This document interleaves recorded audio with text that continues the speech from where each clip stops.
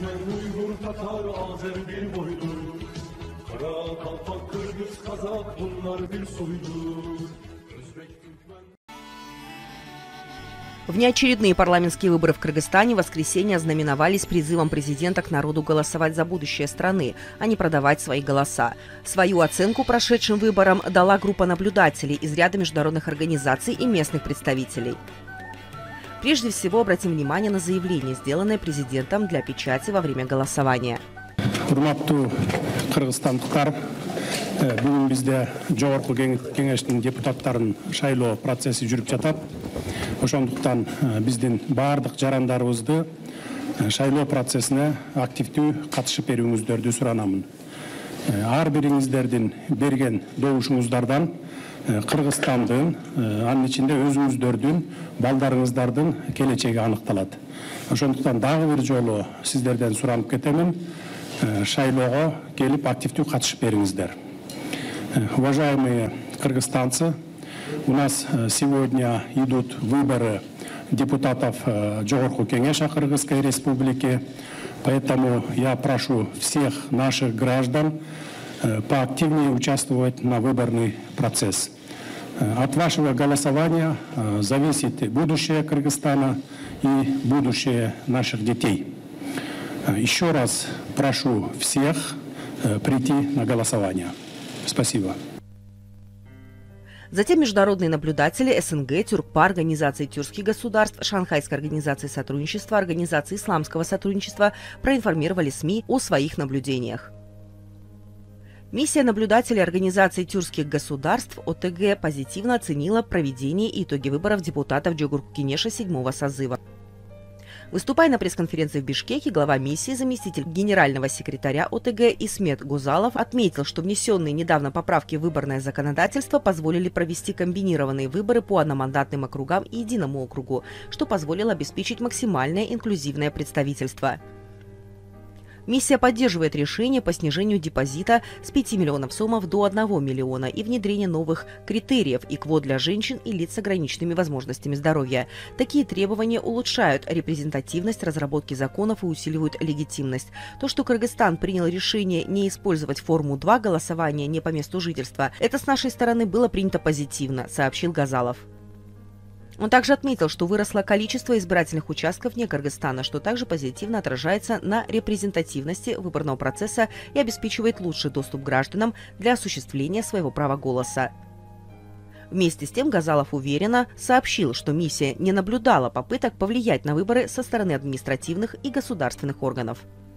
Миссия отмечает, что не наблюдала попыток повлиять на выборы и не нашла доказательства вмешательства со стороны административных или государственных органов в работу участков. В соответствии с законом были созданы все условия для наблюдателей. Миссия стала свидетелем того, как принимали участие международные наблюдатели, и что все условия, включая санитарные, были обеспечены. Миссия не наблюдала какие-либо материалы, которые носили бы характер предубеждения. Не было никаких мероприятий, которые бы имели негативный характер. Также был обеспечен полный доступ людям с ограниченными возможностями здоровья. Парламентские выборы были открытыми и прозрачными и проведены в соответствии с международными нормами, заключил Гузалов. Нам, наблюдателям от Парламентской ассамблеи тюркоязычных государств Тюркпа, особо понравилась организация выборного процесса. Всем политическим силам были созданы совершенно одинаковые условия. Такое мнение в ходе конференции в Бишкеке выразил депутат Национального собрания Турции, наблюдатель от Тюркпа Реджеп Шекер. По его словам, Кыргызстан основательно подготовился к организации прошедших выборов. Радует то, что на всех избирательных участках были созданы все необходимые условия для всех категорий граждан. Были установлены пандусы, условия для незрячих и другие нужные для таких мероприятий стандарты. Перед выборами мы провели ряд встреч с представителями правительства, Центра избиркома и непосредственными кандидатами в парламент. Хочу выразить особую благодарность правительству за созданные благоприятные условия для всех наблюдателей. Кыргызстан всегда стремится провести честные и прозрачные выборы. Для этих целей страна соблюдает ряд международных норм и законов, отметил он. Помимо этого, турецкий политик особо отметил культуру граждан на этих выборах. По его мнению, народ сделал свой выбор, и кроме агитации на право выбора ничего не влияло. Прошедшие выборы заслуживают похвалу. Прозрачность и открытость полностью соответствуют демократическим стремлениям Кыргызстана. Мы глубоко верим и надеемся, что такая методика проведения выборов, как накануне в Кыргызстане, будет соблюдаться и совершенствоваться и в будущем, заключил он. Biz Türkba heyeti olarak Türkiye'den gelen milletvekillerimiz, Azerbaycan'dan ve Kazakistan'dan gelen milletvekilleriyle birlikte ayrıca Türkpa'nın sekreteriyasında görevli olan heyetle birlikte yaklaşık 5 gündür Kırgızistan'da Bişkek şehrindeydik. Специально для программы «Мост дружбы» свое мнение высказал депутат Великого национального собрания Турции Карадак Яшар. Мы прибыли в Кыргызстан на 5 дней вместе с представителями Турции, Казахстана, Азербайджана и Узбекистана и наблюдали за процессом подготовки к выборам и их проведению. Мы провели встречу в ЦИК и отдельно встретились с представителями политических партий. Мы увидели, что наши кыргызские братья серьезно готовятся к досрочным парламентским выборам. Мы увидели, что на выборах, проведенных в период пандемии, не было очень серьезных нарушений. Строго соблюдались и эпидемиологические нормы. Мы ходили по избирательным участкам от начала и до конца голосования. Также пообщались с избирателями. Как я уже отметил, если не учитывать некоторые технические недостатки, мы в очередной раз стали свидетелями высокого уровня подготовки к выборам. Несмотря на высокий уровень подготовки, явка составила около 35%. Хотелось бы видеть больше избирателей в будущем. Поздравляем наших братьев-кыргызов. Önümüzdeki seçimlerde bu katılım oranının daha da artması yönünde çalışmalar olması ve Kırgızistan halkının daha fazla bu seçimlere katılması temennisinde bulunuyoruz.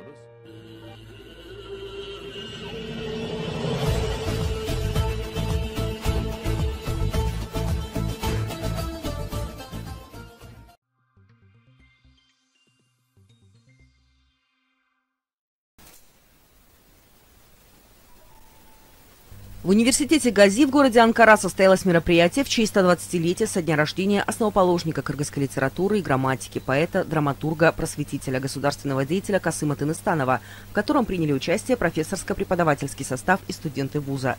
Открывая мероприятие, ректор университета профессор Муса Йылдыз коротко рассказал о жизни и деятельности Касыма Тыныстанова. Касым Тыныстанов родился 10 сентября 1901 года в селении Черпыкты Проживальского уезда Семиреченской области Российской империи, ныне Исыкульский район Исыкульской области. Когда Касыму исполнилось 8 лет, его отец Тыныстан отправил его учиться к сельскому молдо. Мальчик в духовной школе за 3 года изучил арабскую грамоту и затем поступил в начальную школу в селе Сазановка. Но образование, которое он получил в сельской школе, было недостаточно. И в 1914 году Касым поступает в русско-туземную школу в городе Каракол, которая в то время считалась самой передовой. Там он обучался русскому языку, географии, арифметике и истории. После трагического восстания 1916 года Тыныстанов с родителями бежал в Китай. На чужбине он батрачил у богачей. После долгих скитаний семья Касыма в 1918 году вернулась на родину. Тыныстанов мечтал возобновить учебу, поэтому остался жить у родственников по матери в селе Тепке Исыкульской области. Но учеба в селе не удовлетворяла его, и он поступил на подготовительное отделение Института образования в Ташкенте. В 1920 году он был назначен заведующим отделом газеты «Джана Өрис», выпускавшейся на казахском языке. Но после года работы там он сильно заболел и был вынужден вернуться на малую родину в Каракол, где попробовал себя в качестве драматурга и создал первую в Кыргызстане театральную труппу. Институт он окончил в 1924 году. В 1925-м Тыныстанов был назначен секретарем Кыргызского отделения Академического центра Кыргызской автономной области. Затем работал преподавателем в Кыргызском педагогическом институте. В 1932-м стал доцентом вуза, а в 1936-м получил звание профессора. Он внес большой вклад в увеличение числа учителей в стране. Тыныстанов разработал основные принципы современной кыргызской орфографии, написал учебники, создал начальную грамматику и кыргызскую научную языковедческую терминологию. Он был одним из первых, кто приспособил кыргызский язык сначала к арабскому алфавиту, затем к латинскому и впоследствии к кириллице. Далее ректор университета Гази Муса Йылдыз отметил, большую часть жизни он посвятил государственной и научной деятельности. Также большой вклад Тыныстанов внес в кыргызскую литературу. Он был инициатором записи трилогии «Манас» в исполнении Саякбая Каралаева. Несмотря на заслуги, Касым Тыныстанов был объявлен врагом народа. 5 ноября 1938 года Тыныстанов на закрытом заседании Высшего военного суда СССР был признан виновным и приговорен к расстрелу. Приговор привели в исполнение через 2 дня, 7 ноября. Муса Йылдыз также воспользовался возможностью, чтобы поздравить Кыргызстан с 30-летием независимости, и сказал, что с благодарностью и уважением вспоминает дух Касыма Тыныстанова. Затем посол Кыргызстана в Турции Кубанычбек Умуралиев лично поблагодарил ректора Мусу Йылдыза за проделанную работу по проведению юбилейных мероприятий Касыма Тыныстанова в университете Гази. В других странах, кроме Кыргызстана, празднование 120-летия Тыныстанова очень отрадно. Кыргызстан в настоящее время отмечает 30-летие своей независимости. Говорят, что у тех, у кого нет прошлого, будущего нет. В конце своего выступления посол поблагодарил всех, кто вложил свой труд в это мероприятие. Kardeş Kırgız Cumhuriyeti'nin Ankara Büyükelçisi, Ekselansları Kubanычbek Ömüraliyev Mirza, Gazi Üniversitesi Rektörü, Profesör Doktor Sayın Musa Yıldız Hocam. С речью выступила профессор университета Анкары Хаджибайрам Велихулья Касапоглу Ченгел, которая отметила неоценимый вклад Касыма Тыныстанова в развитие науки и образования в Кыргызстане, а также в становлении кыргызской государственности. Хотелось бы выразить искреннюю благодарность ректору университета Гази, который предоставил мне эту возможность и посчитал меня достойной этого выступления. Спасибо, что вы оказали мне эту честь. В ходе мероприятия также было продемонстрировано короткое видео о жизни и творчестве Касыма Тыныстанова. Было показано 2 видео на литературном кыргызском языке. Я хотела бы отметить для молодых людей: среди всех тюркских языков кыргызский один из тюркских письменных языков, наиболее близких к историческому турецкому и старотурецкому, енисейский кыргызский язык. Кыргызстан отмечает 30-летний юбилей независимости. Мы не должны забывать интеллектуалов, которые боролись за эту независимость. Конечно, за эту независимость была пролита кровь. Мы поминаем интеллигентов, которые боролись за эту независимость. Касым Тыныстанов, Тургулай Айтматов, Джусуп Абдурахманов и другие.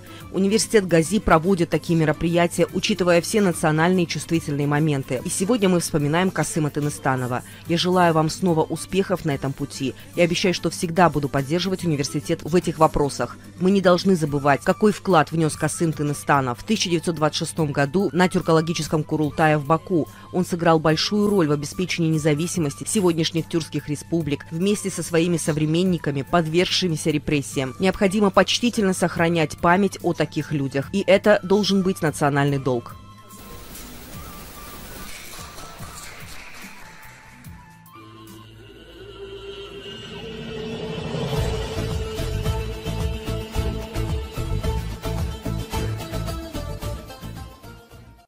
В Турции, которая участвует в решении многих социальных вопросов. Тесное взаимодействие и сотрудничество с различными государственными и частными структурами дали свои положительные результаты. Her yaptığınız işin sonunda temsil ettiğiniz kitle, kuruluşunuz, devletiniz, milletiniz mutlaka kazançlı çıkmalı. Пожилые люди должны выполнять роль общественных патриархов, на которых равняются остальные. В традиционной модели общества это фигуры, которые контролируют, чтобы все остальные не отлынивали от своих социальных ролей и вели себя прилично.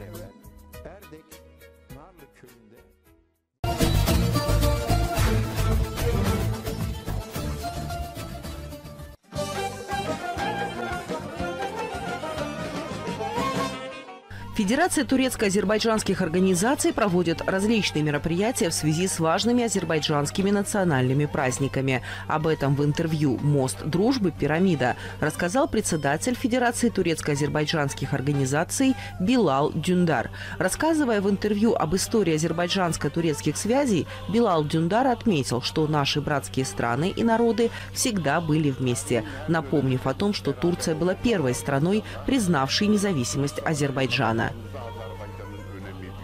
Говоря о деятельности Федерации турецко-азербайджанских организаций, Билал Дюндар отметил, действующую в Куджейли организацию «Азербайджанский дом» мы создали в 2004 году, а в 2006 году создали Федерацию турецко-азербайджанских организаций. В настоящее время Федерация имеет свои организации в 16 областях Турции. Мы организовали женскую молодежную структуру Федерации турецко-азербайджанских организаций, что еще более укрепило нашу деятельность. Наша федерация прилагает усилия для развития исторически дружественных и братских связей между Турцией и Азербайджаном.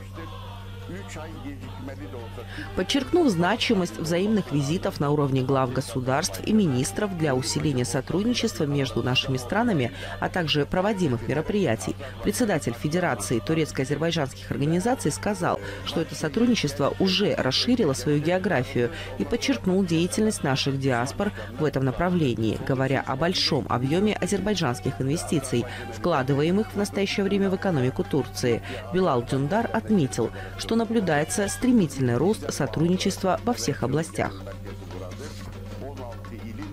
Говоря о работе, проводимой по развитию братских связей, Билал Дюндар напомнил, что по инициативе организации «Азербайджанский дом» в Коджаили 31 декабря 2010 года был открыт парк культуры Гейдара Алиева. 29 октября 2011 года – парк Гейдара Алиева. 24 ноября прошлого года открылся Дом азербайджанской культуры, где действует библиотека имени лидера Азербайджана Гейдара Алиева и первый в мире музей геноцида тюркского народа. В интервью также рассказывается о том, что азербайджанским студентам, обучающимся в Коджаили, а также студентам из этой области, получающим образование в нашей стране, выдаются стипендии. С ними установлены тесные связи.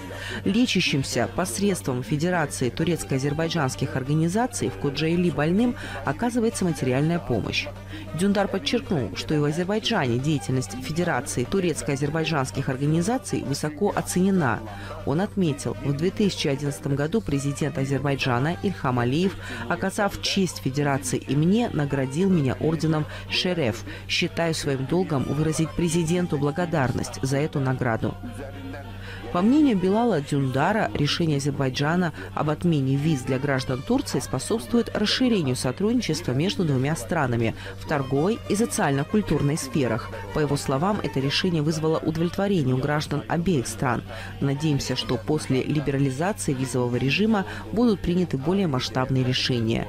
Дружественные и братские связи между Турцией и Азербайджаном не имеют аналогов в истории. Турецкий и азербайджанские народы поддерживали друг друга на всех исторических этапах и продолжит делать это и впредь, отметил глава Федерации. Азербайджан вложил большую часть инвестиций в экономику Турции. Эти инвестиции растут ускоренными темпами. Глава Федерации поблагодарил президентов и глав МИД двух стран, внесших вклад в решение визовых проблем. Biz geçmişimize sahip çıkmamız lazım. Geçmişte sahip çıkmayan kişi, kurum, uluslar geleceğine de sahip çıkamaz. Geçmişimizi çok iyi bilmemiz lazım. Geçmişini bilmeyen geleceğini de bilemez diye bir meclis sözü gerçek olduğuna inanıyorum.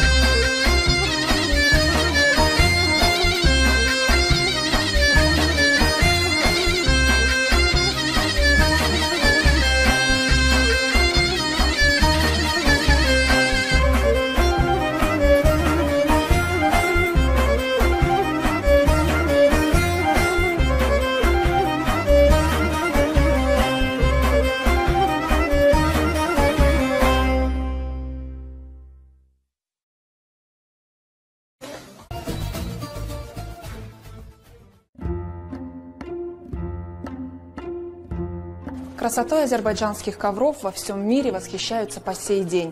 Они отличаются своим разнообразием, красотой рисунка, яркостью узора и техникой плетения. Одним из ярких центров ковроткачества испокон веков считается Нагорный Карабах. Помимо Карабаха, ткачеством ковров занимались в разные времена и в таких регионах Азербайджана, как Губа, Газах, Табриз, Янджа, Ширван и Баку. Искусство ковроткачества принесло Азербайджану мировую славу. Многие из ковров хранятся в известных музеях мира. Традиционное же ковроделие в Нагорном Карабахе имеет ряд особенностей, что значительно отличает его от многих ковроткаческих школ Азербайджана. Специалисты с легкостью могут отличить карабахские ковры от других. Особенность в том, что в их узорах преобладают растительные элементы, высокий ворс и плотность. В Баку построено отвечающее современным стандартам здание Государственного музея азербайджанского ковра.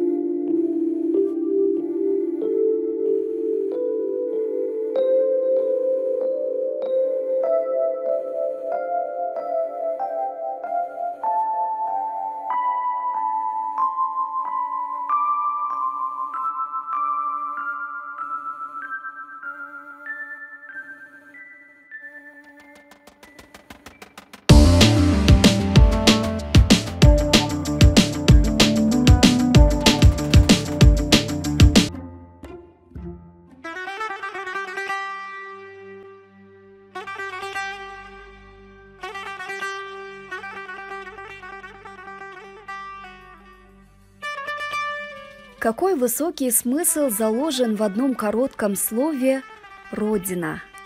И для каждого человека это слово содержит в себе что-то свое, личное, особенное и что-то общее, более значительное.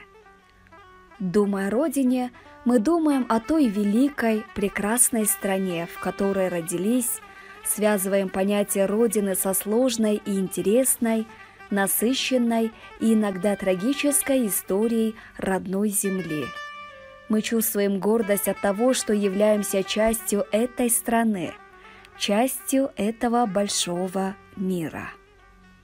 Именно так в нашем сознании природа, Родина неотделимы от жизни человека. Нет ничего на свете краше, чем Родина наша.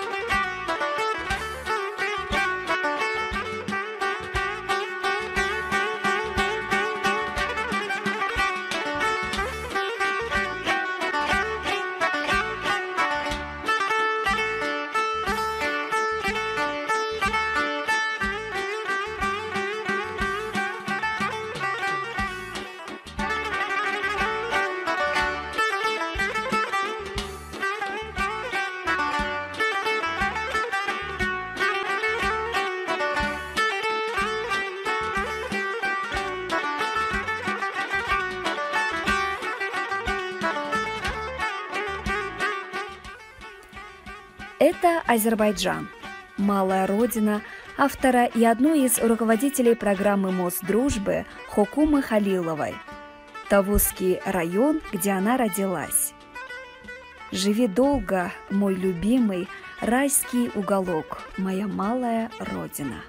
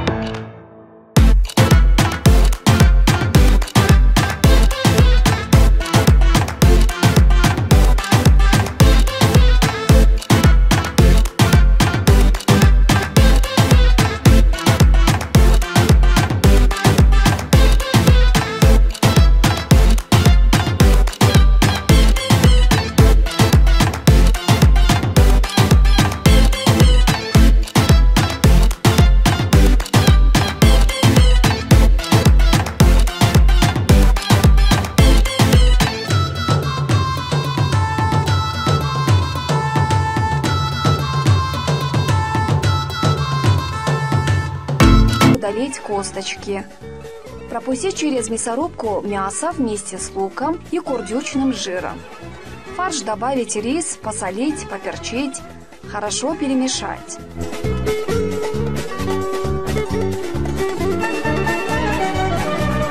Затем добавить в бульон кюфту, варить на слабом огне около 2 часов.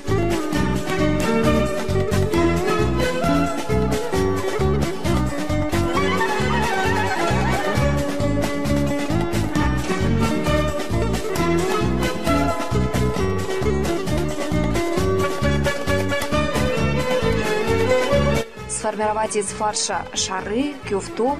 В середину каждого вложить по 1 штуке алычи.